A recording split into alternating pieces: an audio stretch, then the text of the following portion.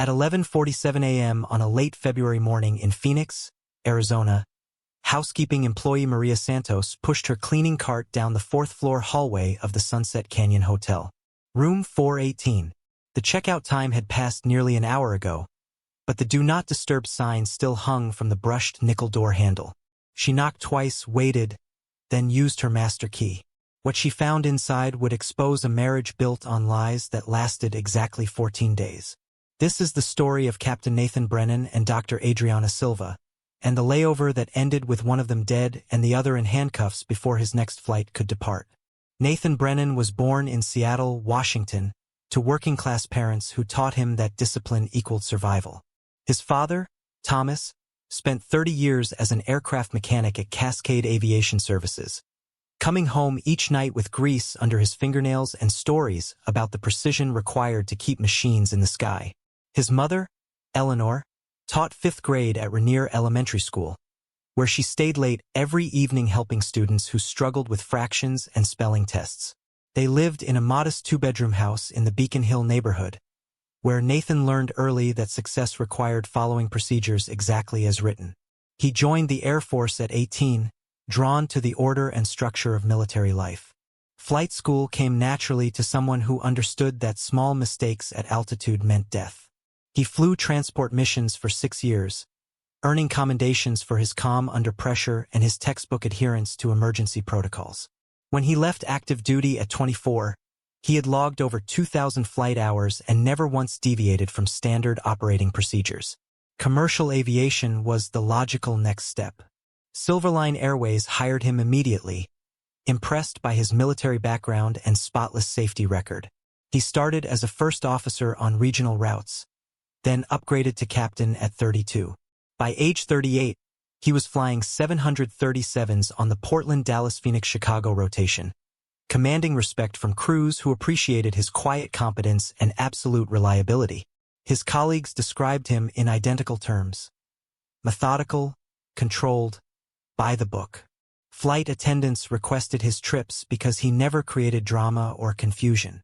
Co-pilots learned from watching how he handled turbulence and mechanical issues with the same steady demeanor. He was the pilot passengers never noticed because nothing ever went wrong on his flights. But his personal life told a different story.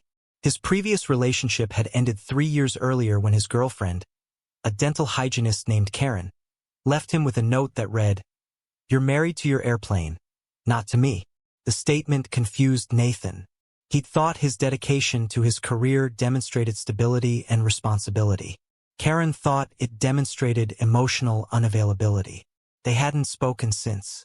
He lived alone in a 1-bedroom condo in Portland, 15 minutes from the Silverline hub. The apartment was spare and organized.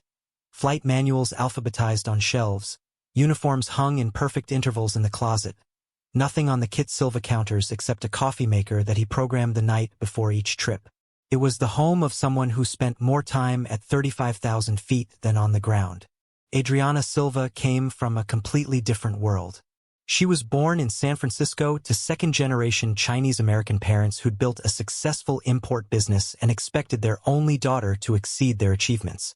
Her father, David, ran Silva Trading Company from an office in the financial district. Her mother, Linda, sat on the boards of 3 Bay Area nonprofits while managing the family's investment portfolio. They lived in Pacific Heights in a 4-story Victorian that overlooked the bay. Adriana absorbed their ambition like oxygen. She graduated from Stanford with honors, then completed medical school at the top of her class. Her residency in emergency medicine at Harbor General Hospital in Los Angeles was brutal: 80-hour weeks, life-and-death decisions, constant pressure. She thrived on it. Her attending physicians wrote recommendations that used words like fearless and exceptional under pressure and destined for leadership. When she accepted a position at Riverside Medical Center in Portland at age 32, she was already being courted by prestigious hospitals across the country. She chose Portland because it offered the perfect combination of professional challenge and lifestyle. The emergency department saw enough trauma to keep her skills sharp, but the city offered mountains for hiking and a food scene that reminded her of San Francisco. Her friends described her as magnetic, ambitious, someone who collected experiences the way other people collected photographs. She dated casually, a tech entrepreneur for 6 months, a venture capitalist for a year, a fellow physician for 3 months before realizing they were too similar to sustain interest. She told her best friend, Dr. Rachel Kim, that she was allergic to boring and terrified of settling. But there was something else beneath the confidence, something Rachel noticed during late-night conversations after particularly difficult shifts. Adriana seemed to need constant validation, constant proof that she was special. She collected achievements and relationships like evidence in a case she was building to convince herself of her worth.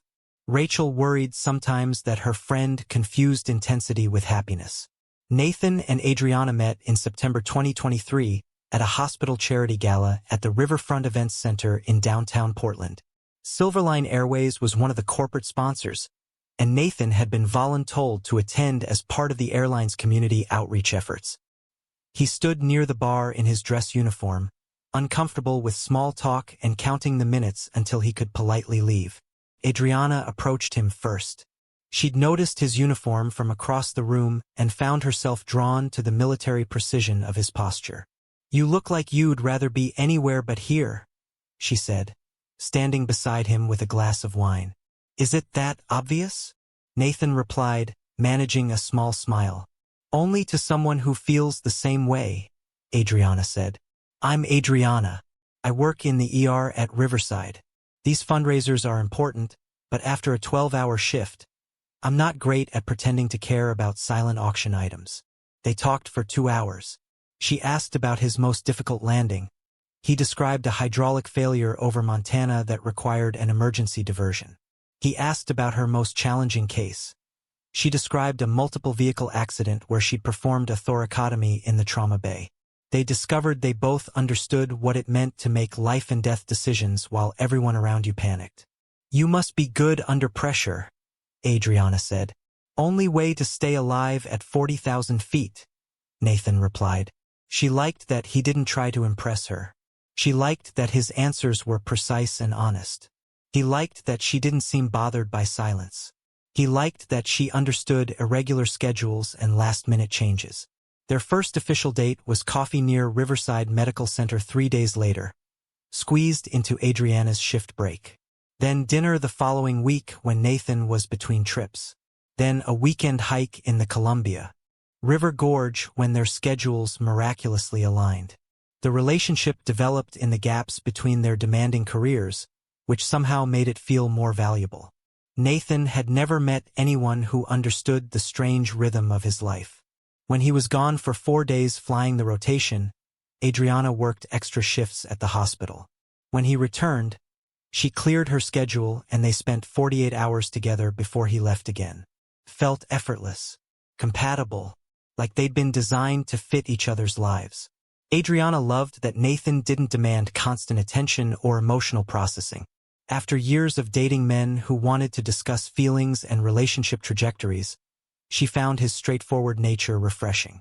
He showed up when he said he would. He did what he said he'd do.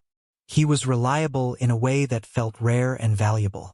What Nathan didn't see were the small inconsistencies that Rachel Kim noticed when Adriana talked about the relationship. The way Adriana's eyes didn't quite light up when she mentioned Nathan. The way she described him using words like stable and dependable instead of exciting or passionate. The way she scheduled her life around him rather than rearranging her life for him. 6 months into dating, Nathan proposed. It wasn't dramatic or elaborate. He'd never been good at grand gestures. They were having dinner at a quiet Italian restaurant in the Pearl District when he simply said, "I think we should get married." Adriana looked at him across the table, surprised but not shocked. "That's very direct," she said. "I don't know how to do this any other way," Nathan admitted. "I'm 38. You're 34. We both have demanding careers. We both understand what that means. I think we'd make a good team. A good team. Not, I can't live without you, or you're the love of my life. A good team." Adriana heard the practicality in his proposal and something inside her made a calculation. Nathan was decent, stable, successful. He wouldn't demand emotional depths she wasn't sure she could provide. He offered partnership without the messiness of passion. "Yes," she said. "I think we would make a good team." They married in February 2024 at Willow Ridge Vineyard, 30 miles outside Portland. 50 guests attended, his pilot colleagues, her medical staff friends, both families. The ceremony was elegant but simple.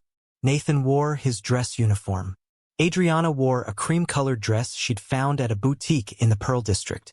They exchanged vows that focused on partnership, respect, and mutual support. His best man, Captain Derek Lawson, gave a toast that would later feel like prophecy. "To two people who know how to navigate turbulence." Everyone laughed and raised their glasses. No one caught the shadow that crossed Adriana's face when he said it. The honeymoon was a long weekend in Vancouver, British Columbia. They couldn't take extended time. Nathan had trips scheduled. Adriana had shifts she couldn't miss.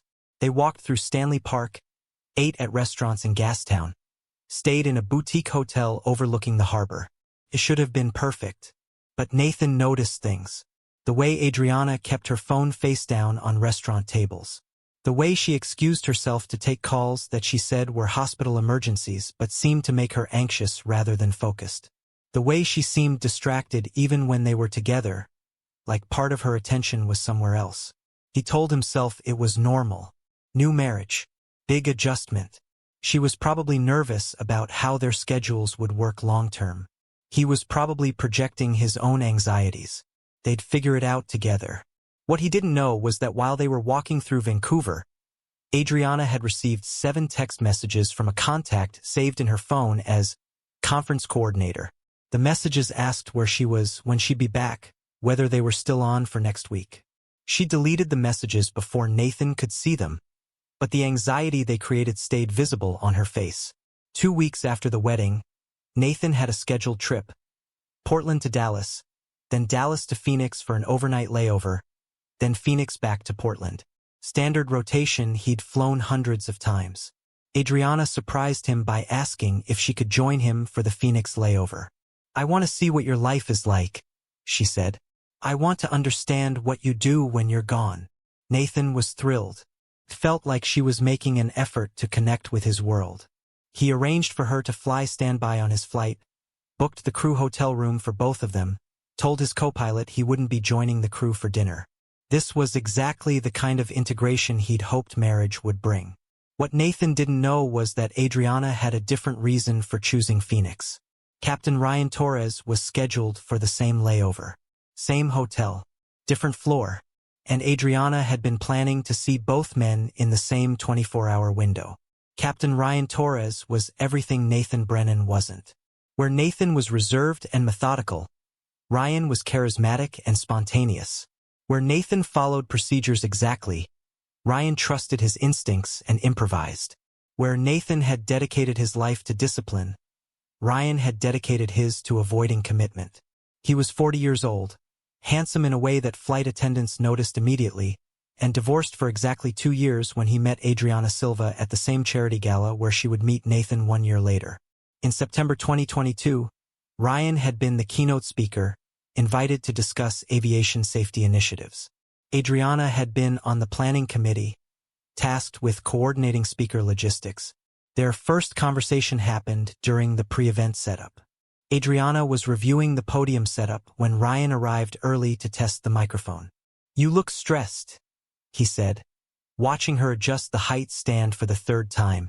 "I'm a perfectionist," Adriana replied without looking up. "And this podium is 2 inches shorter than the specifications I sent last week. 2 inches won't matter once I start talking," Ryan said with the easy confidence of someone used to being the most interesting person in any room. "I'm Ryan Torres. Adriana Silva. I know who you are. I read your bio." She finally looked at him directly. 17 years flying, safety commendations, featured speaker at 3 aviation conferences last year. Impressive resume. "You actually read it?" Ryan seemed genuinely surprised. "Most people just skim." "I don't skim," Adriana said. "Details matter, especially when someone's life is in your hands." That conversation led to coffee after the event. Coffee led to dinner the following week. Dinner led to Ryan explaining exactly what he could and couldn't offer. I tried marriage, he told her over drinks at a hotel bar near the airport. My ex-wife left because I was gone more than I was home. She wanted stability and presence. I can't give those things. I can give you honesty and whatever time I have when I'm on the ground. Most women would have walked away. Adriana leaned forward. What if I don't need stability? What if I just need someone who understands that I'm not looking for conventional either? They'd been seeing each other for 8 months when Adriana met Nathan. Ryan was based in Dallas, flying routes that put him in Phoenix and Los Angeles regularly. Adriana was in Portland, working shifts that gave her flexibility to travel on short notice. They met during his layovers, always in hotels, always temporary, always with the understanding that neither of them owed the other anything beyond those hours. But understanding and emotion are different things. By the time Adriana started dating Nathan, she'd developed feelings for Ryan that went beyond their arrangement. She'd started hoping he'd change his mind about commitment. She'd started imagining what it would look like if he decided she was worth breaking his rules. Ryan never gave her that hope. He was brutally consistent in his boundaries. I care about you, he told her in January 2023, during a layover in Los Angeles. But I'm not going to marry you. I'm not going to live with you. This is what I can offer. If that's not enough, you should find someone else. Adriana heard the ultimatum clearly. Find someone else. Someone who would marry her. Someone who would give her the stability and partnership that Ryan refused to provide. Someone like Nathan Brennan. She met Nathan 2 months later and saw immediately what he represented. Security. Reliability. A man who would commit without demanding emotional depths she wasn't capable of providing. She could have the relationship with Ryan that fed something wild and reckless in her nature, and she could have the relationship with Nathan that fed her need for stability and social acceptance. It never occurred to her that she couldn't have both. Or more accurately, it occurred to her and she decided to try anyway. The logistics of maintaining 2 relationships required the kind of precision planning that Adriana approached like a medical procedure. She created a separate calendar on her tablet, disguised in an app labeled medication tracker that looked professional enough to avoid scrutiny. Entries were coded. PTPHX meant Ryan Torres in Phoenix. PTLAX meant Los Angeles. She cross-referenced Nathan's flight schedule, which he shared with her openly because he had nothing to hide. When Nathan was flying his Portland-Dallas-Phoenix rotation, Adriana would schedule medical conferences in those same cities. She had business cards printed for fake organizations. She registered for real conferences and attended just enough sessions to maintain the illusion. She saved receipts and photographs that would support her cover stories. The financial infrastructure was equally calculated. She opened a separate credit card account linked to a checking account that Nathan didn't know existed. Her physician salary was substantial enough that she could fund this parallel life without affecting their shared household expenses. Hotel rooms in Phoenix and Los Angeles were charged to this card. Flights were booked using airline points she'd accumulated before meeting Nathan. Every transaction was designed to be invisible to anyone who might look. The affair continued through her entire relationship with Nathan. Continued through their engagement. Continued through their wedding. 3 days before she married Nathan at Willow Ridge Vineyard, Adriana had met Ryan for a layover in Los Angeles. They'd spent 14 hours at the Pacific View Inn, and when she left to drive back to Portland for final wedding preparations, Ryan had asked her one question. Are you sure you want to do this? Do what? Adriana had replied, knowing exactly what he meant. Marry someone you don't love. I care about Nathan, she'd said. Which wasn't exactly a lie but wasn't exactly the truth either. And you've made it clear you're not going to give me what I need. So this is punishment? Ryan asked. This is survival, Adriana said. She'd kissed him goodbye and driven north to become Mrs. Nathan Brennan, never intending to stop being whatever she was to Ryan Torres. The hidden calendar on Adriana's tablet revealed a pattern that would stun investigators when they finally uncovered it. Between January 2023 and February 2024, she had met Ryan 17 times. Phoenix appeared 11 times on the list. Los Angeles appeared 6 times. The meetings ranged from 8-hour layovers to full weekends when she claimed to be attending multi-day conferences. Each entry included precise timing: Ryan's arrival, his hotel, his departure flight. She scheduled her travel to maximize their overlap while minimizing the chance that Nathan would notice her absences. When Nathan was flying, she was with Ryan. When Nathan was home, she was the attentive wife who cooked dinner and asked about his trips. The digital evidence went deeper. Her tablet backed up to the same cloud account as her phone, but she'd been careful to delete text messages immediately after reading them. What she didn't know was that photos automatically backed up to a hidden folder that required deliberate deletion. Over 14 months, she'd accumulated 237 photos that documented her relationship with Ryan. Selfies in hotel bathrooms with Ryan visible in the mirror behind her. Photos of champagne glasses at airport bars with his hand visible holding one. Screenshots of text conversations before she'd started deleting them religiously. Flight confirmations showing her arrival times coordinated perfectly with his layover schedules. Even a few photos from inside aircraft cockpits when Ryan had brought her up to see his workspace during boarding. The most damning evidence was a series of screenshots from December 2023, 1 month before Nathan proposed. The conversation showed Adriana giving Ryan an ultimatum. "I need to know if this is going anywhere. I'm 34. I want marriage and maybe children. If you can't give me that, I need to move on." Ryan's response: "You know my answer. I can't give you conventional. If you need that, you should find someone who can." 6 weeks later, Nathan proposed. 8 weeks after that, they were married. And 3 days before the wedding, Adriana was in Los Angeles with Ryan, maintaining the relationship she decided she couldn't live without while preparing to marry the man who offered everything Ryan wouldn't. Her best friend, Dr. Rachel Kim, knew something was wrong but didn't know the full extent until investigators interviewed her after the murder. "Adriana told me she loved the idea of Nathan more than Nathan himself," Rachel testified later. "I asked why she was going through with the wedding. She said Ryan would never marry her and she wasn't getting younger. She said Nathan was safe. Safe. The word Nathan would hear during trial and feel like a knife. His wife had married him not because she loved him, but because he was the safe choice. The backup plan. The man who would give her stability while she maintained passion with someone else." What made the betrayal even more calculated was how Adriana used Nathan's own career against him. She studied his flight schedules like a medical chart, analyzing patterns and predicting his movements. She knew he flew a predictable rotation: Portland to Dallas on Monday, Dallas to Phoenix on Tuesday, overnight layover, Phoenix to Portland Wednesday afternoon. Every 4th week, he had 4 days off. She scheduled her conferences during his flying weeks and played the devoted wife during his off weeks. She knew airline culture well enough to exploit it.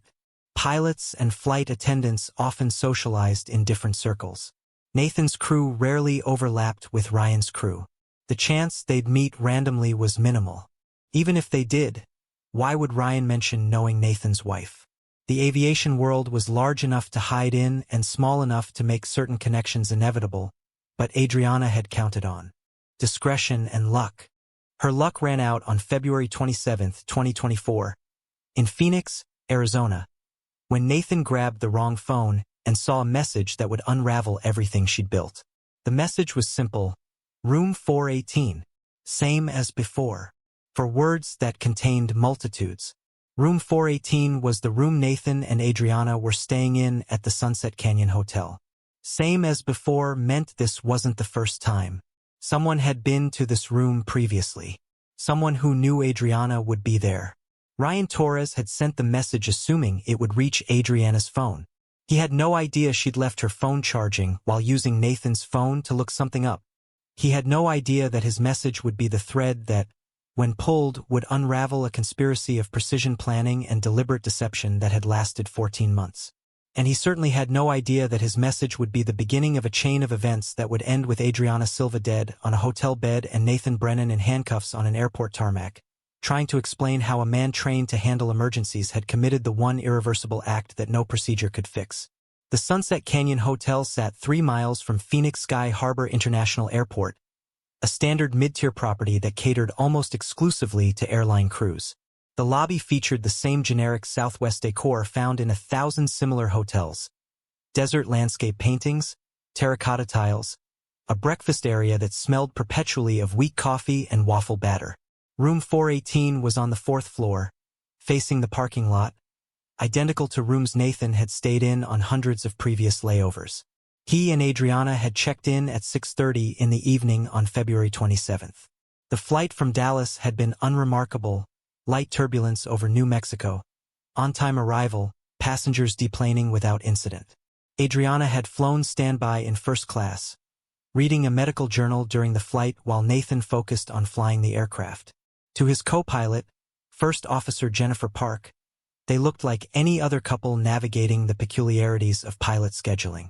The hotel room contained 2 queen beds separated by a nightstand, a desk with a chair bolted to the floor, a bathroom with industrial tile, and a window that overlooked diagonal parking spaces and a struggling palm tree. Nathan wheeled his regulation black roller bag to the closet while Adriana set her overnight bag on the bed nearest the window. It was 8:45 in the evening. His alarm was set for 11 the next morning to prepare for the 1:15 afternoon departure back to Portland. "You want to order room service?" Nathan asked, loosening his tie. "Or we could walk to that Mexican place the crew always talks about." "I'm actually pretty tired," Adriana said, scrolling through her phone. "Room service sounds perfect.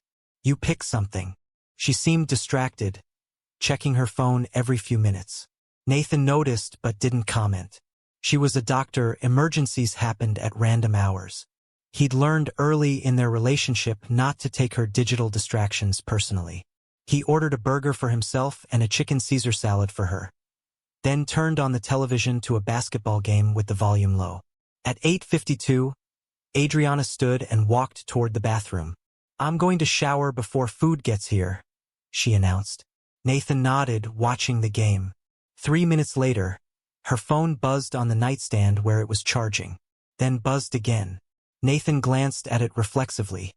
Both their phones were iPhone 14s with similar black cases.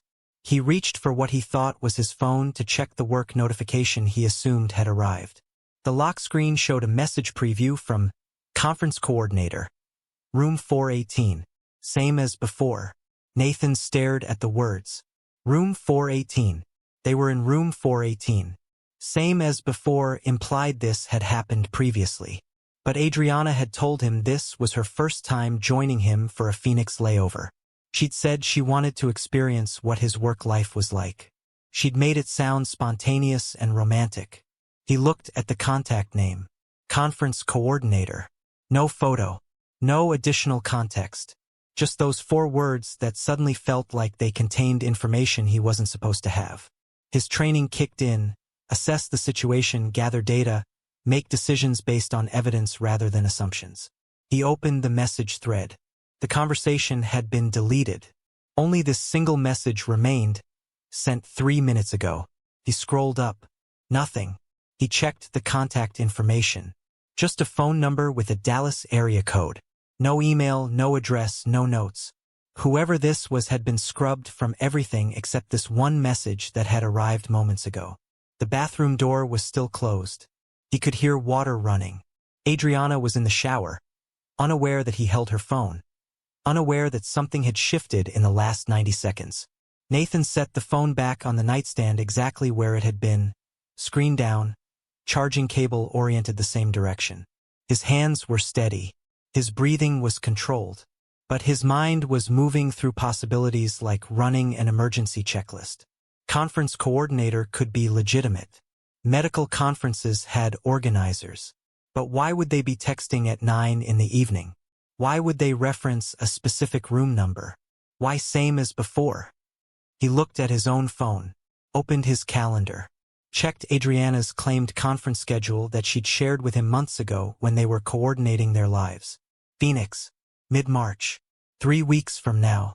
Not tonight. There was no conference in Phoenix this week. Adriana emerged from the bathroom 20 minutes later, hair damp, wearing hotel sweatpants and a t-shirt. She smiled at Nathan, completely relaxed. "Food here yet?" "Should be soon," he said. His voice was normal, controlled. He'd spent 15 years staying calm in emergencies. This was just another kind of emergency. "Hey, your phone buzzed earlier. Looked like a work thing." She glanced at her phone but didn't pick it up. "Probably nothing important. They know I'm traveling." "Conference coordinator," Nathan said, watching her face carefully. "Something about room details." Her expression didn't change, but something in her eyes did. A calculation. A micro-adjustment. "Oh yeah, next month's Phoenix conference. They're confirming hotel blocks." She picked up her phone, glanced at it, set it back down. Can't escape work even on vacation. She was lying. He knew it with the same certainty he knew when an instrument reading was false. The response was too smooth, too prepared, like she'd rehearsed it. But he didn't push. Not yet. He needed more information. At 9:15, Adriana announced she was going to get ice and maybe grab some snacks from the vending machine. She picked up the plastic ice bucket from the bathroom counter. "Want anything specific?" "I'm good," Nathan said. "Food should be here in a few minutes anyway." She left the room carrying the empty ice bucket. Nathan watched the door close behind her, counted to 10, then stood and walked to her overnight bag. He'd never searched through her belongings before. It felt like a violation, like he was becoming someone he didn't respect. But that message, room 418, same as before, had created a fissure in his trust that was expanding with each passing second. He unzipped the main compartment. Clothes, toiletries, a book she was reading. Nothing unusual. Then he saw her tablet, tucked in the interior pocket. She'd given him her passcode months ago during a casual moment when they were watching a movie, and she'd asked him to pause it using her tablet. "I have nothing to hide," she'd said at the time, making a point of her transparency. That statement echoed now with different weight. The tablet unlocked immediately. Nathan navigated to her Photos app, not sure what he was looking for, but following the instinct that had kept him alive through thousands of hours of flight time. The main camera roll showed recent photos, meals they'd eaten together, a sunset from their Vancouver trip, a selfie of Adriana at the hospital. Nothing concerning. Then he noticed a folder labeled medical cases. He opened it. The first photo showed Adriana in a bathroom mirror, taking a selfie. Behind her in the reflection was a man in a pilot uniform. Not Nathan. Someone taller, darker hair, different face. The location tag read, Sunset Canyon Hotel, Phoenix. The date was 4 months ago. Nathan scrolled. More photos. The same man. Different locations, airport bars, hotel rooms, cockpit jump seats. Adriana smiling in ways he'd never seen her smile at him. The man's arm around her shoulders. Their faces close together. Timestamps going back 14 months. He opened her calendar app. The main calendar showed their shared schedule. His trips, her shifts, their plans together.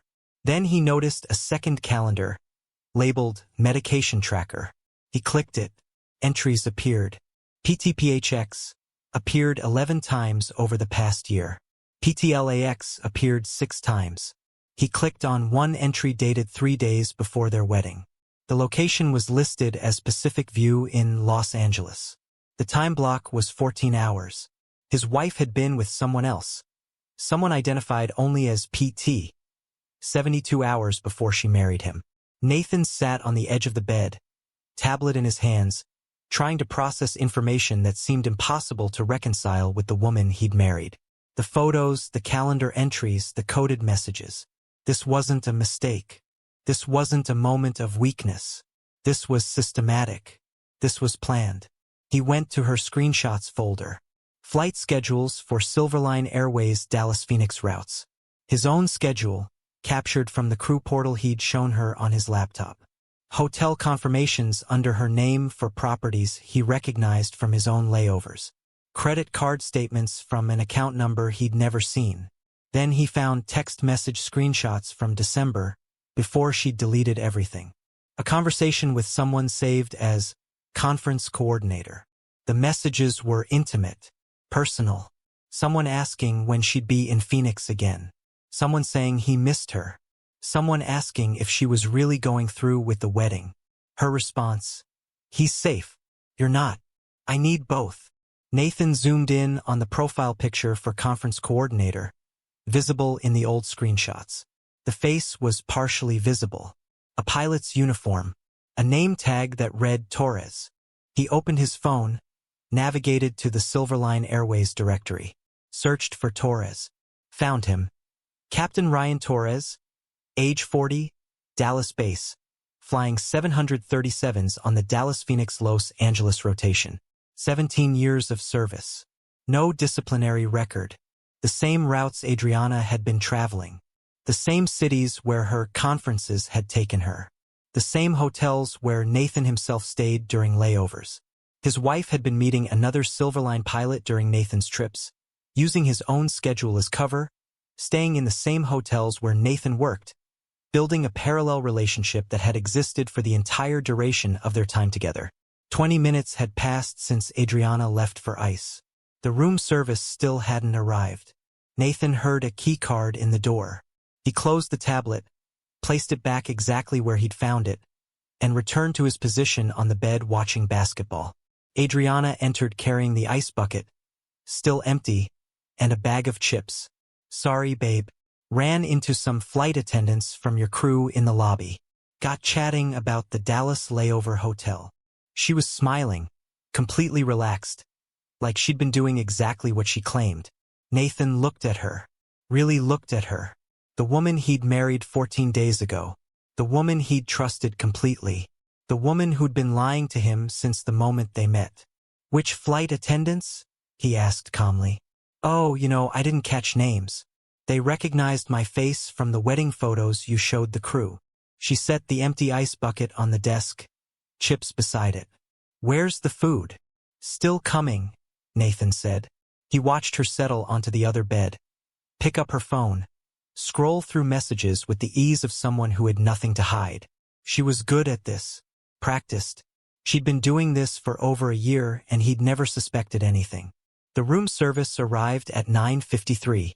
They ate in near silence, Adriana chattering about random observations while Nathan responded with single words, his mind running through scenarios and timelines and implications.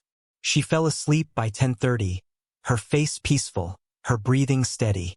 She had no idea that everything had changed. Nathan lay awake in the dark, staring at the ceiling, listening to his wife sleep. The woman beside him was a stranger.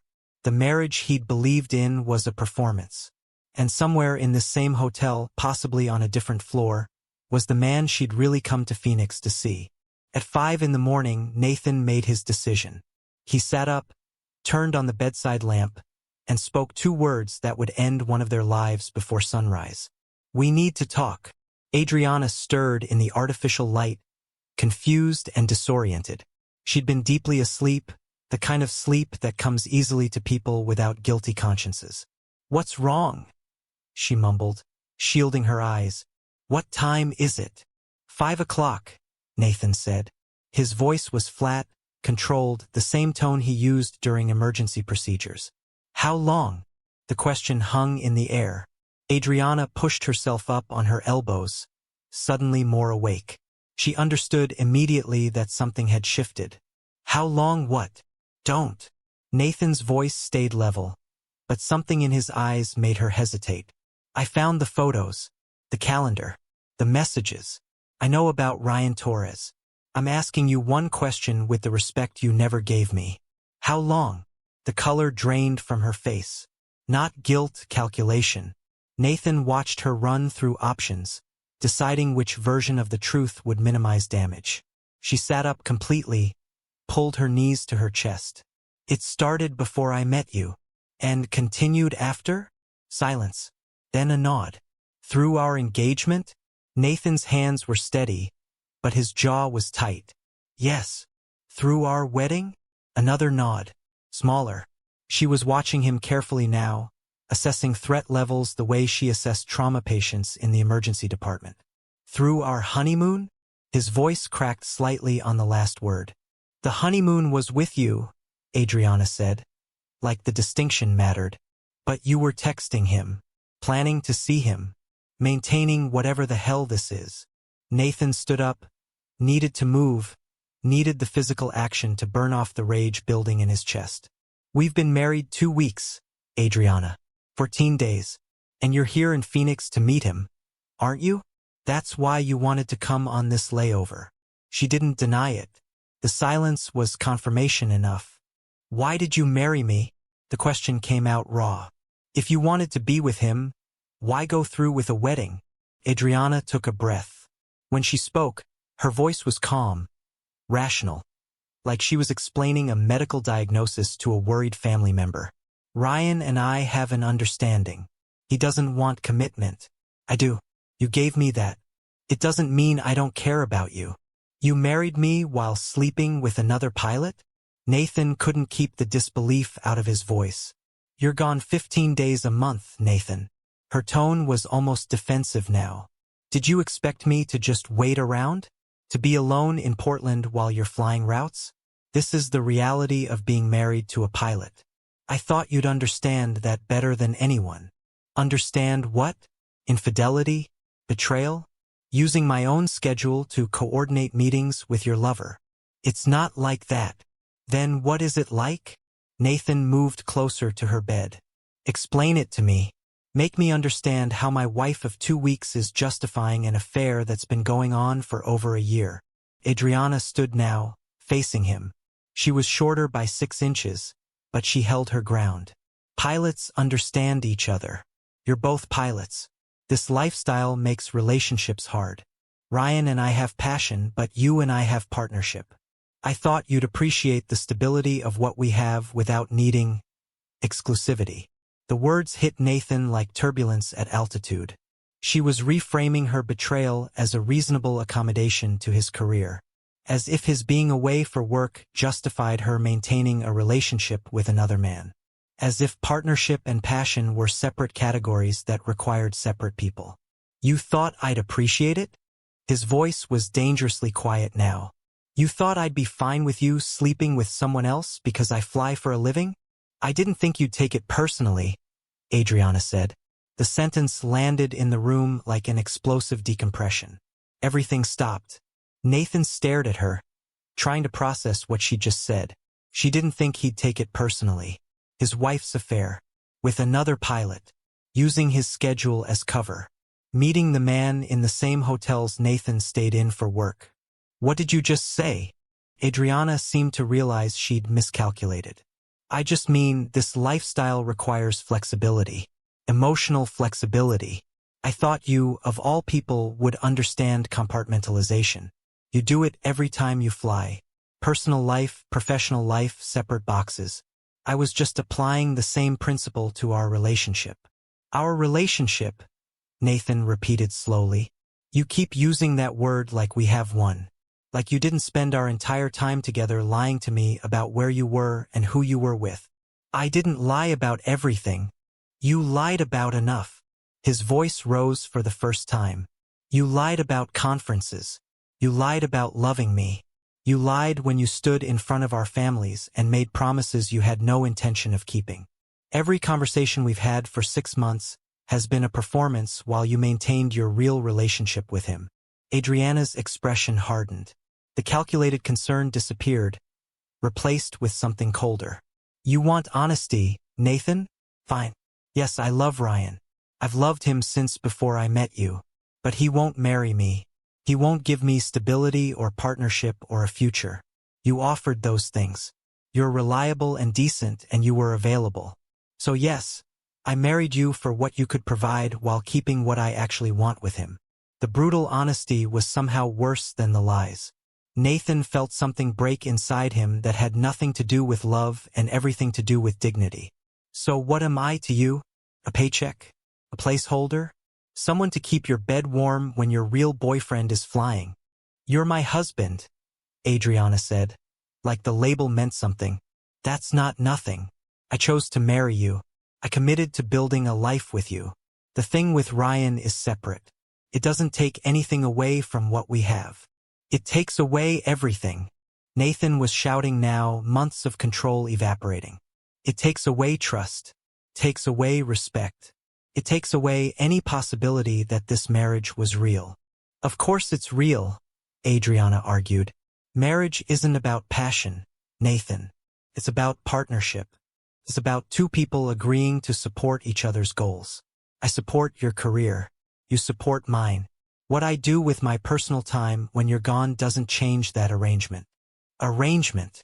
The word tasted like poison. Is that what you think we have? A business arrangement. Every marriage is an arrangement, Adriana said. People just dress it up with romance and make promises they can't keep. I'm being honest about what this is. You provide stability. Ryan provides passion. I need both. Why is that so hard to understand? Because it was insane. Because it reduced their marriage to a transaction. Because she genuinely seemed to believe that love could be divided into categories and distributed among different people without consequence. Nathan looked at the woman he'd married and saw a stranger wearing his wife's face. "So what now?" he asked, his voice dropping back to that dangerous calm. "You want a divorce? You want to run to Ryan and see if he's changed his mind about commitment now that you've burned down your marriage?" "I want to work this out," Adriana said. And she actually sounded sincere. Couples deal with this all the time. Therapy, counseling, open relationships. We can find a structure that works for both of us. A structure. Nathan laughed, a sound without humor. "You want to structure our marriage around your affair. I want to be honest about what we both need. You need someone who won't demand emotional intimacy you can't provide. I need someone who understands that I require more than what one person can give. Ryan won't commit. You will. Why can't we make this work?" She was serious. She genuinely believed this was a negotiable situation. That they could go to counseling and create some kind of arrangement where she maintained both relationships and everyone would be fine with it. The delusion was staggering. "I'm going to pack my things," Adriana said, moving toward her overnight bag. "I'll get another room for tonight. We can talk about this with clear heads when we're back in Portland. Lawyers if we need them, but we're adults. We can handle this rationally." She was ending the conversation, moving on to logistics, treating the destruction of their marriage like a flight delay, inconvenient but manageable. She started pulling clothes from drawers, folding them with the efficiency of someone who'd packed thousands of suitcases. "You should be relieved, actually," she said, her back to him as she organized her bag. "Now you don't have to pretend you're passionate about anything. You can go back to being married to your airplane. It's probably what you wanted all along anyway." The words were designed to hurt, to shift blame, to make this somehow his fault for being emotionally unavailable, for dedicating himself to his career, for being exactly the kind of stable, reliable man she'd claimed to want. Something inside Nathan snapped. He moved toward her without thinking. Adriana turned, saw his expression, backed against the wall between the beds. "Don't be dramatic," she said, her voice taking on an edge. "I'm leaving. We'll deal with this like adults." She tried to move past him toward the door. He blocked her path. Her hand came up, palm open, connecting with his face in a slap that echoed in the small room. "Get out of my way." His hands moved before his brain could stop them. Military training, muscle memory, procedures practiced until they became automatic. His fingers closed around her throat. Not a grab, a hold. Precise pressure points. Exactly where to press to cut off oxygen without leaving obvious external bruising. Adriana's eyes went wide. She clawed at his wrists, her medical training telling her exactly what was happening. Exactly how much danger she was in. Her mouth opened but no sound came out. She tried to knee him but couldn't get leverage. Her legs kicked against the bed frame, shoes scraping against the carpet. Nathan held the pressure. 90 seconds, his training told him. 90 seconds of sustained pressure to cause death by asphyxiation. He counted. 60 seconds. Adriana's struggles were weakening. 75 seconds. Her hands fell from his wrists. 90 seconds. Her eyes were still open, still aware, but her body had stopped fighting. He held for another 30 seconds, making sure, then released. Adriana slumped to the floor between the beds, her body folding like something mechanical that had lost power. Nathan stood over her, his hands shaking now, the rage that had driven his actions draining away and leaving something cold and terrible in its place. He'd killed his wife. The woman he'd married 14 days ago was dead on a hotel room floor because she told him the truth he'd asked for, and he hadn't been able to survive hearing it. Nathan backed away from her body, his mind trying to process what his hands had just done. He was trained for emergencies, trained to stay calm, trained to make decisions under pressure. But there was no procedure for this, no checklist for murder. He spent the next 35 minutes in a strange automated state, his body moving through actions while his mind stayed numb. He lifted Adriana's body onto the bed, positioned her like she was sleeping, straightened the room, removed any signs of struggle, took a shower, washing away evidence he didn't fully understand but knew existed. At 11 in the morning, he placed the Do Not Disturb sign on the door handle, grabbed his pilot roller bag, and walked out of room 418 wearing his full uniform. Professional, composed, just another captain heading to work. The hotel lobby cameras captured him nodding politely at the desk clerk. His expression was calm. His movements were normal. No one would have guessed that the man walking toward the exit had committed murder 90 minutes earlier. He had a flight to operate, 147 passengers depending on him. He'd never missed a flight in 15 years of commercial aviation. He wasn't going to start now. Nathan Brennan, who'd spent his life following procedures and maintaining control, had just crossed a line from which there was no return. And the worst part, the part that would haunt him later, was how easy it had been to make the choice. Maria Santos had worked housekeeping at the Sunset Canyon Hotel for 11 years. She'd seen everything that happened in hotels where airline crews rotated through on predictable schedules. The loneliness, the casual hookups, the arguments that echoed through walls designed to muffle sound but never quite succeeded. At 52, she'd developed a sixth sense for rooms that held problems. Room 418 gave her that feeling the moment she approached it. The Do Not Disturb sign was still hanging at 11:47 in the morning, nearly an hour past checkout. She knocked twice, announced herself in English and Spanish, waited. No response. She used her master key, pushed the door open carefully, and saw what looked like a woman sleeping on the bed nearest the window. "Housekeeping," Maria called again, louder this time. The woman didn't move. Maria stepped closer. The woman's skin had a grayish tint that looked wrong even in the filtered light coming through the curtains. Her lips were faintly blue. Maria had cleaned enough rooms to know the difference between sleep and death. She backed out of the room immediately, pulled her radio from her belt, and called the front desk with shaking hands. "I need a manager in room 418. Right now. I think someone is dead." Phoenix Fire Department paramedics arrived at 11:53, called by hotel management who understood that unattended deaths required immediate emergency response regardless of how obvious the outcome appeared. 2 EMTs entered the room, checked for vital signs they knew they wouldn't find, and pronounced Adriana Silva Brennan deceased at 11:58 in the morning. The lead paramedic, a veteran named Christopher Torres, no relation to Ryan, noticed immediately that something felt staged about the scene. The woman was positioned too perfectly on the bed, blankets pulled up to her chest, arms at her sides like someone had arranged her carefully. Her face showed discoloration consistent with asphyxiation, but there was no sign of struggle in the room. No overturned furniture, no displaced items, nothing that suggested the violence necessary to kill a healthy 34-year-old woman.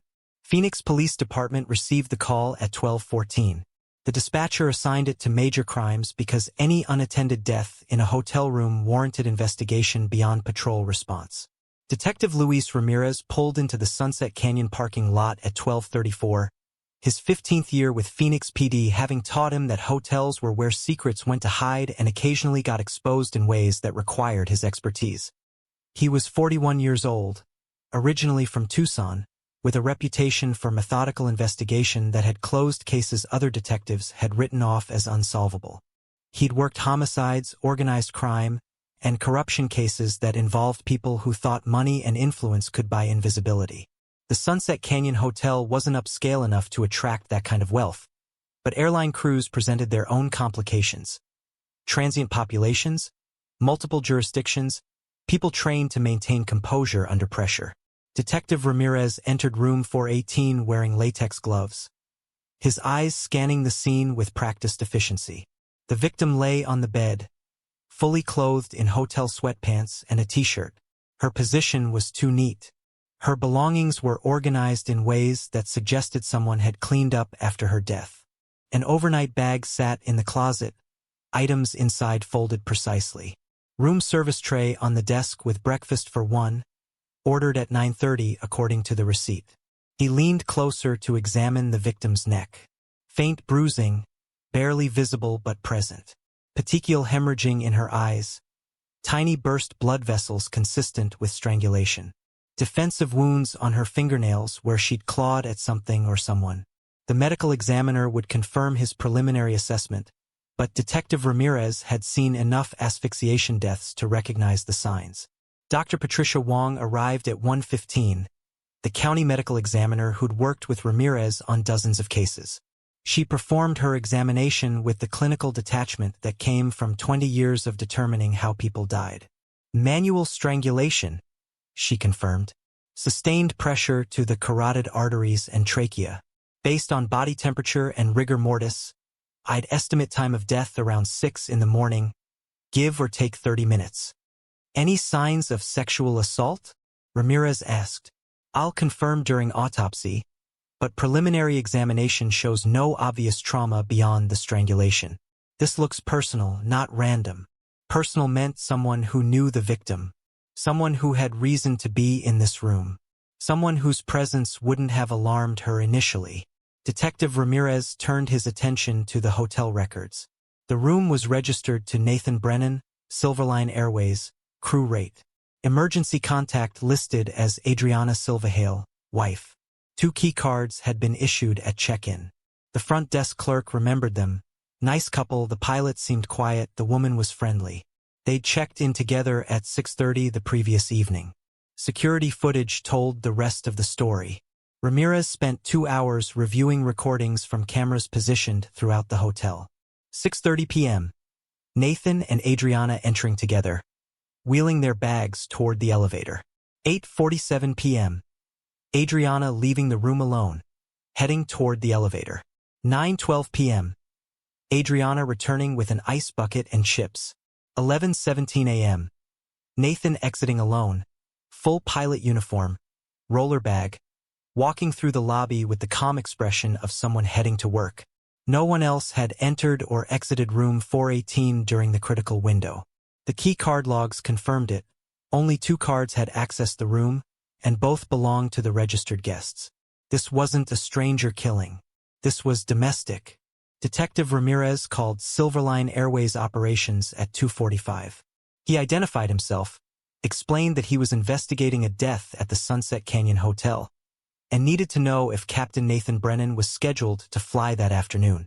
The operations manager checked the system. Yes, Flight 2847, Phoenix to Portland, scheduled departure 1:15. He's already checked in. Aircraft is boarding now. I need that flight held, Ramirez said. Sir, we have 147 passengers. This is a homicide investigation.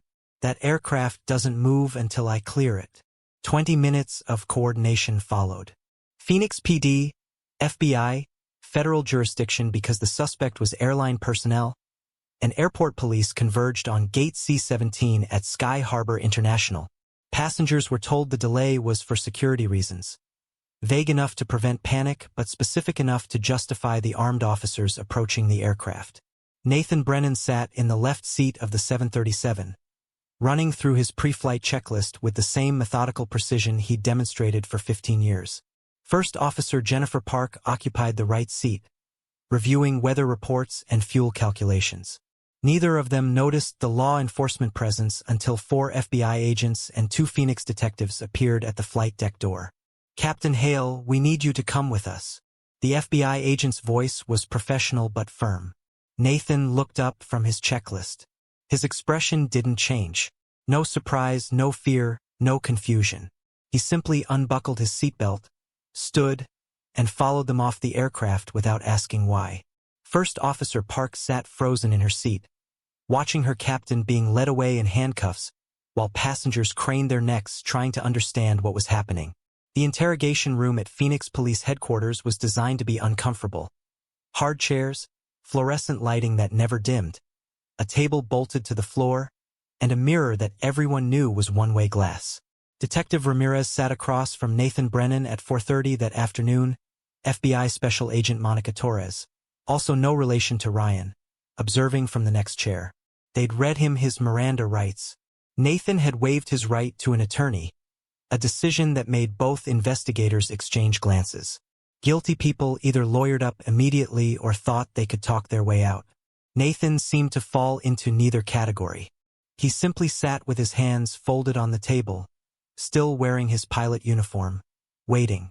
"Captain Hale, when was the last time you saw your wife?" Ramirez began. "This morning, around 11 when I left the hotel." "And she was alive?" "She was sleeping." The answer came automatically, like he'd rehearsed it. "We have medical evidence that suggests she died around 6 in the morning." Nathan was silent for 15 seconds. Then, "I want to tell you what happened." The confession lasted nearly 2 hours. Nathan detailed everything with the precision of someone filing a flight report. The wrong phone, the tablet discovery, the confrontation at 5 a.m., Adriana's admission about the affair, her justification that she didn't think he'd take it personally, the argument that escalated, her slap, his hands on her throat. "I've been trained to handle emergencies," Nathan said, his voice steady. "Engine fires, cabin decompression, bird strikes. You follow procedures. You stay calm. But there's no procedure for discovering your marriage was a lie from the beginning." "Walk me through the actual moment you killed her," Ramirez said. Nathan closed his eyes briefly. "She slapped me, told me I should be relieved to go back to being married to my airplane. And something just broke. I grabbed her throat. Military training from the Air Force. I knew exactly where to apply pressure. I knew exactly how long to hold it. 90 seconds of sustained compression to the carotid arteries. I counted. You counted." Agent Torres leaned forward. "Force of habit. Everything in aviation is timed. Engine start procedures, descent rates, approach speeds. I counted to 90, then held for another 30 seconds to be sure." The casual description of premeditated murder chilled both investigators. This wasn't heat of passion. This was someone applying professional training to kill his wife with the same precision he used to fly an aircraft. "After she was dead, what did you do?" Ramirez asked.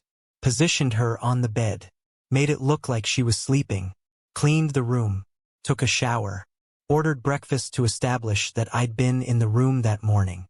Then left for my flight." "You didn't think about calling 911? She was dead. There was nothing to save. I had passengers depending on me. I couldn't let them down." The statement hung in the air. Nathan Brennan had prioritized operating a flight over reporting his wife's murder. The compartmentalization was complete and terrifying. "Captain Hale," Agent Torres said carefully, "do you understand that you've just confessed to first-degree murder?" "I understand I killed my wife." His voice was flat, empty. "I understand there are consequences. But you asked what happened and I'm telling you the truth. I spent my whole life trusting instruments, trusting systems, trusting procedures. The one thing I trusted blindly was her. She destroyed that trust. And I destroyed her for it." Digital forensics recovered everything over the following 3 days. Adriana's tablet confirmed the affair in excruciating detail. Phone records showed 237 calls and texts between Adriana and Ryan Torres over 14 months. Hotel records documented 17 previous meetings. Nathan's search history showed he'd looked up "signs your wife is cheating" at 9:47 p.m. on February 27th. During Adriana's ice machine trip, physical evidence sealed the case. Bruising on Adriana's throat matched Nathan's handprint dimensions exactly. Defensive wounds on her hands contained his skin cells under her fingernails. Fabric fibers from her shoes matched the carpet by the bed where she'd kicked during the strangulation. His uniform shirt contained her hair fibers on the sleeve. Ryan Torres was interviewed separately. He cooperated fully, admitted the affair, expressed shock and guilt, and provided an ironclad alibi. He'd been operating a flight from Dallas to Houston during the murder window. Flight records and crew witness statements confirmed it. He wasn't charged with any crime, but his career was effectively over. He resigned from Silverline Airways 2 weeks later, the airline making clear that his continued employment would be untenable given the circumstances. Nathan Brennan was formally charged on March 2nd with first-degree murder, evidence tampering, and abuse of a corpse. The prosecution argued that the 90-second strangulation, the cleanup, the staged scene, and the decision to board a flight demonstrated clear premeditation and consciousness of guilt. This wasn't a crime of passion. This was calculated murder followed by methodical cover-up. His attorney, Patricia Vance, argued for second-degree murder or voluntary manslaughter based on extreme emotional provocation. But even she struggled to explain how a man could kill his wife, stage the scene, and go to work hours later if he truly acted in uncontrollable passion. Nathan spent the next 8 months in Maricopa County Jail awaiting trial. He had no disciplinary infractions. He read flight manuals and technical journals in his cell. He refused all media interview requests. His mother visited once a month, crying every time, asking questions he couldn't answer. His pilot's license was permanently revoked by the FAA 30 days after his arrest. The evidence was overwhelming. The confession was damning. And the trial that would determine the rest of Nathan Brennan's life was about to expose exactly how far discipline and control could carry someone past the point where humanity should have stopped them. The trial of Nathan Brennan began on November 4th in Maricopa County Superior Court. Judge Howard Silva presided over proceedings that attracted international media attention. The courtroom gallery filled daily with reporters, aviation industry observers, domestic violence advocates, and members of the public fascinated by the intersection of betrayal and murder at 35,000 feet. The prosecution was led by Senior Deputy County Attorney James Martinez, a veteran of high-profile murder cases who understood that sympathetic defendants required extra care in presentation. Nathan Brennan wasn't a monster. He was a decorated military veteran, an accomplished pilot, a man with no criminal record who'd spent 15 years safely transporting thousands of passengers. Making a jury convict him required focusing relentlessly on the choices he'd made after discovering his wife's infidelity. The defense was handled by Patricia Vance, one of Phoenix's most respected criminal attorneys. She'd taken the case knowing it was nearly impossible to win, but believing that Nathan deserved someone who'd fight for context and mitigation. Her strategy centered on presenting the psychological break caused by discovering systematic betrayal from the one person Nathan had trusted completely. The prosecution's case unfolded with methodical precision over 6 days. Medical examiner Dr. Patricia Wong testified first, walking the jury through autopsy findings. The victim died from manual strangulation. The pressure was sustained for approximately 90 seconds based on the pattern of petechial hemorrhaging and the depth of bruising to the neck tissues. This was not a brief loss of control.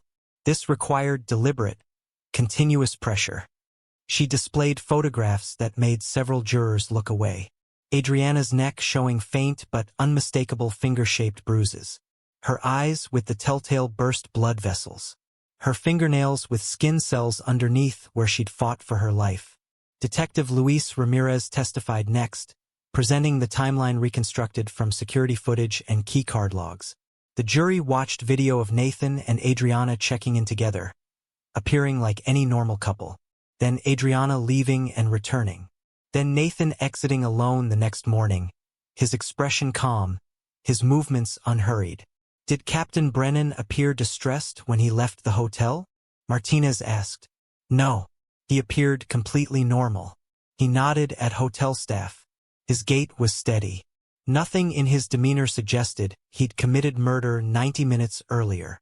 The digital forensics expert, a woman named Dr. Sarah Silva, presented evidence from Adriana's tablet that revealed the full scope of her deception.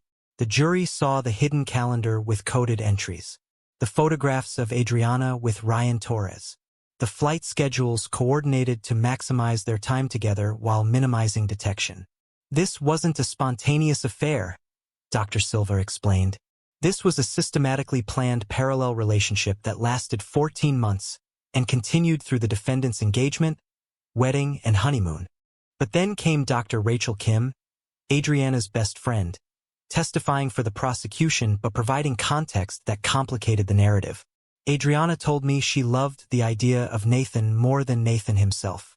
She said Ryan wouldn't commit and she needed stability. She said she thought she could have both relationships without anyone getting hurt. Did she express any remorse for deceiving the defendant? Martinez asked. No. She believed what she was doing was justified by the demands of being involved with pilots who were gone constantly. She convinced herself this was a reasonable solution to an impossible situation. First Officer Jennifer Park testified about the hours before the arrest. Captain Brennan was perfectly focused.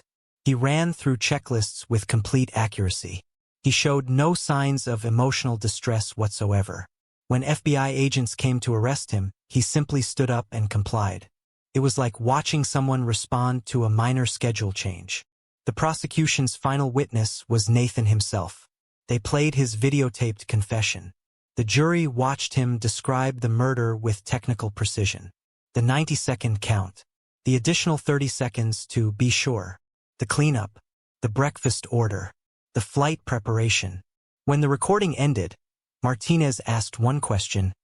Captain Hale, you're trained to make life or death decisions under pressure. Can you explain why every decision you made after killing your wife prioritized covering up what you'd done rather than calling for help? Nathan, watching his own confession on the courtroom monitors, had no answer. The defense began their case on day 7. Patricia Vance called Dr. Alan Morrison, a forensic psychologist who'd evaluated Nathan extensively. Captain Brennan experienced what we call an acute dissociative episode triggered by catastrophic betrayal. His entire identity was built on trust in systems, procedures, and the one relationship he thought was unshakable. When that foundation collapsed, his psychological response was to compartmentalize the trauma and continue functioning in the only way he knew, by following procedures. Does that explain the murder itself? Vance asked. It explains the psychological state that allowed someone with no history of violence to commit a violent act. The military training provided the means. The betrayal provided the trigger. The dissociation allowed him to act without accessing the moral restraints that normally prevent such behavior. Cross-examination was brutal. Martinez asked, Dr. Morrison, how does dissociation explain the defendant cleaning up evidence, staging the scene, ordering breakfast as an alibi? Those actions were consistent with procedural thinking, or consistent with someone who knew exactly what he'd done and was trying to get away with it? Character witnesses testified on Nathan's behalf. His mother described his dedication to safety and service. Former Air Force colleagues praised his integrity and discipline. Silverline Airways captains spoke about his reputation as someone who prioritized passenger safety above everything else. But the most impactful testimony came from Nathan himself. Vance put him on the stand despite the enormous risk, knowing the jury needed to hear directly from him. Captain Hale, tell the jury what you felt when you discovered your wife's affair, Vance prompted. Nathan looked at the jury for the first time. I've survived engine failures at altitude. You know what keeps you alive? Trust in your instruments. Trust in your training. I trusted Adriana the same way I trusted a properly calibrated altimeter. When I saw those photos and messages, it wasn't just heartbreak. It was like discovering that gravity didn't work the way I'd believed my entire life. What do you remember about the moment you killed her? She slapped me, told me I should be relieved to go back to being married to my airplane. Like my dedication to my career was a character flaw that justified what she'd done. And I grabbed her throat before I consciously decided to do it. By the time I realized what was happening, she was already dead. Martinez's cross-examination destroyed what sympathy Nathan had built. But you didn't call 911, did you? No. You didn't attempt CPR? She was dead. You staged the scene to look like natural death? Yes. You ordered breakfast to establish an alibi? I wasn't thinking clearly about. But you were thinking clearly enough to operate a commercial aircraft with 147 passengers hours later? Martinez's voice rose. You were thinking clearly enough to run through pre-flight checklists perfectly? Clear enough to hide what you'd done from your co-pilot and crew? Nathan had no answer that wouldn't sound like an admission of calculated murder. The jury deliberated for 14 hours over 2 days. They were split initially. 7 believed the evidence supported first-degree murder based on the cleanup and the flight boarding showing clear consciousness of guilt. 5 believed the killing itself was heat of passion even if the aftermath showed awareness of consequences. The compromise verdict came back on December 3rd. Guilty of second-degree murder. Intentional killing without premeditation but with malice aforethought. The jury had accepted that Nathan hadn't planned to kill Adriana when he woke her at 5 a.m., but rejected that his actions afterward could be excused by dissociation or psychological break. Nathan showed no reaction when the verdict was read. His mother collapsed sobbing in the gallery. Adriana's parents, who'd flown in from San Francisco for the trial, held each other in grim satisfaction that felt nothing like justice. Sentencing occurred on January 9th. Adriana's mother gave a victim impact statement that left the courtroom in tears. "My daughter made terrible choices. She hurt people. But she was 34 years old with her whole life ahead of her. This man took that from her because his ego couldn't survive rejection." Nathan was given the opportunity to speak. "I can't undo what I did. I've replayed that morning thousands of times. I wish I'd walked away. I wish I'd let her leave. I wish I'd chosen literally any response other than violence. I'll spend the rest of my life knowing I destroyed multiple families because I couldn't handle the truth." Judge Howard Silva delivered the sentence with somber authority. "Captain Hale, you were trained in discipline and crisis management. You were trained to protect lives. Instead, you took a life with calculated precision, then went to work as if nothing had happened. The jury showed mercy by not convicting you of first-degree murder. I will not compound that mercy. I sentence you to 25 years to life in Arizona State Prison, eligible for parole after 18 years. Nathan Brennan is currently 39 years old, incarcerated at Meadows Valley Correctional Facility. He works in the prison library, maintains perfect conduct, and refuses all interview requests. His pilot's license will never be reinstated. His mother visits monthly. He'll be 57 years old before his first parole hearing. Ryan Torres left aviation entirely. He works in corporate flight training under a different name in Texas. His reputation destroyed despite never being charged with a crime. His involvement in Adriana's death, indirect but undeniable, ended his marriage and his career in commercial aviation. Dr. Rachel Kim left Portland for Seattle, where she practices emergency medicine and speaks occasionally about her friend's tragedy. Adriana's choices led to her death, but she didn't deserve to die. And Nathan's inability to handle betrayal without violence destroyed any chance he had at redemption. Silverline Airways implemented new policies about crew personal relationships and mandatory counseling for employees experiencing domestic crises. Flight 2847 was renumbered out of respect for the case that made it infamous. The families settled Adriana's estate privately. Her medical practice and life insurance went to her parents. Nathan waived all spousal inheritance rights as part of a plea agreement. The families have never met and never will. The case exposed uncomfortable truths about isolation in aviation careers, the culture of discretion that enables affairs, and the myth that professional success prevents personal catastrophe. Detective Ramirez, interviewed a year after the trial, summarized it simply: 3 intelligent people made terrible choices. Adriana chose deception. Nathan chose violence. Ryan chose selfishness. A young woman died because none of them could communicate honestly. Nathan Brennan spent his career preventing disasters at altitude. He was trained to handle emergencies calmly, to protect people when everything went wrong. But in a hotel room on the ground, when his personal life went into freefall, all that training vanished. He couldn't save the one thing that mattered most, his own humanity. The only question that remains unanswered is whether he was always capable of violence, just waiting for the right trigger, or whether he was a good man broken by impossible circumstances. The jury split the difference. The judge showed no mercy, and Nathan will spend decades behind bars asking himself the same question, knowing he'll never find an answer that makes what he did forgivable.